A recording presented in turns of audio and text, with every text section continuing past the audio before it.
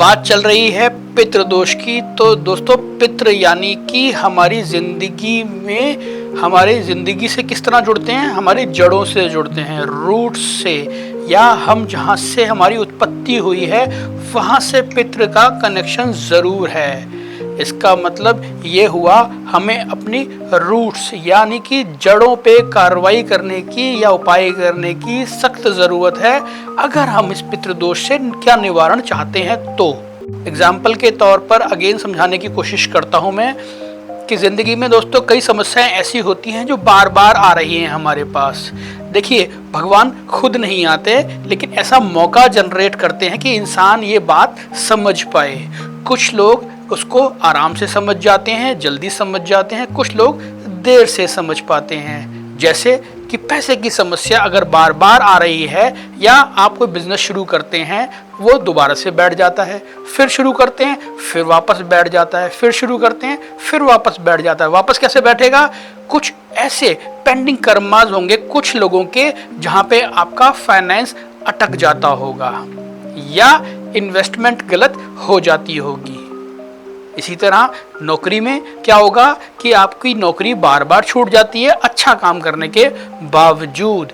इसका मतलब कि ऐसे कुछ पेंडिंग लोगों के कर्मा पेंडिंग है, जिनके साथ आप जुड़ते हैं, वो आपसे जॉब करवाते हैं, काम करवाते हैं, और फिर आपको ड्रॉप या ले ऑफ कर देते हैं।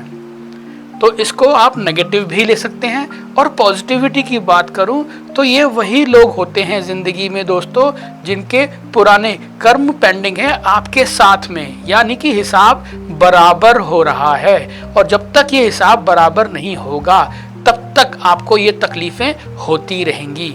और जैसा कि पितृदोष मैंने कहा कि जड़ों से जुड़ा हुआ दोष ज़रूर बनता है ये, यानी कि ऐसा हो सकता है कि प्रॉपर्टी विवाद को लेकर बार बार जिंदगी में समस्याएं आती हों, क्योंकि भूमि, भवन, वाहन सब ये जड़ों से जुड़ी हुई कार्रवाई है, या जड़ों से जुड़ा हुआ योग जब बनता है तभी हम ये भूमि, भवन, वाहन ले पाते हैं दोस्तों।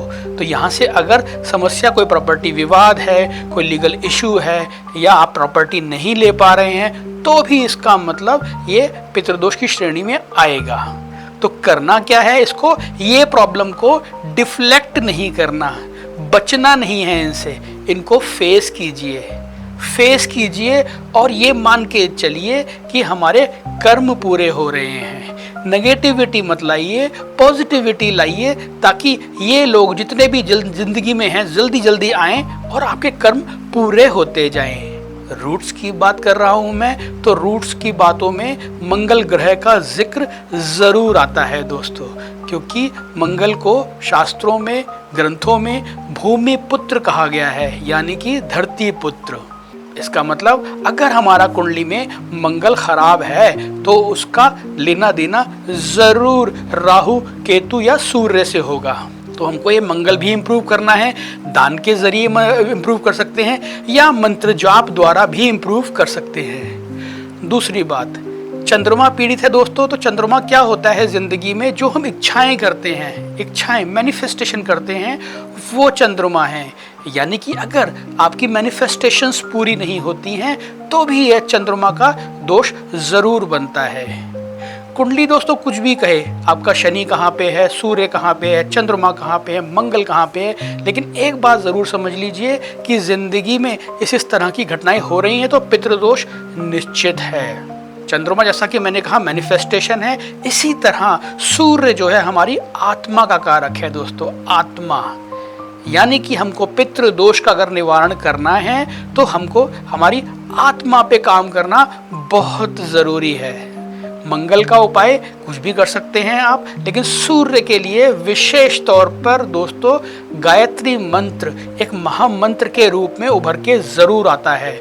उसकी कम से कम एक माला यानी कि 108 बार आप डेली ज़रूर करें। और ध्यान रहे, इसको करते वक्त ऐसी इच्छा ना रखें कि मेरा पितृदोष खत्म हो जाएगा या कब तक रिजल्ट मिलेगा, क्योंकि ये सिर्फ एक पूजा का विषय है, एक आस्था का विषय है। आप ये शुरू करेंगे तो सूर्य को बल मिलेगा। सूर्य यानी कि जैसा मैंने बताया आत्मा। आप इनर लेवल पे स्ट्रांग हो पाएंगे, जो प्रॉब्लम्स है उसको फेस करेंगे, क्योंकि प्रॉब्लम्स कुछ नहीं है, वो कर्म है आपके, और जब तक देखिए कर्मों को फेस नहीं करेंगे तब तक वो आपकी लाइफ से नहीं जाने वाले। और जिस दिन आपने फेस टू फेस कर्मों को हैंडल करना शुरू किया, आप देखेंगे वो सॉल्यूशन या समाधान वहीं से निकलेगा, और आपको अचंभा होगा कि वो बहुत जल्दी निकलेगा दोस्तों। क्योंकि सूर्य का या प्रभु का या भगवान का काम ये है आपको ऐसे मौके देना, बार बार उन्हीं लोगों के संपर्क में लाना, बार बार उन्हीं समस्याओं से जुझारू या जूझना पड़े आपको, तो भी ये सब चीज़ें आपको मौका दे रही हैं इससे बाहर निकलने का। तो सूर्य का जो है हमारा मंत्र का जाप, यानी कि गायत्री मंत्र का जाप नियमित करें उपाय की तरह।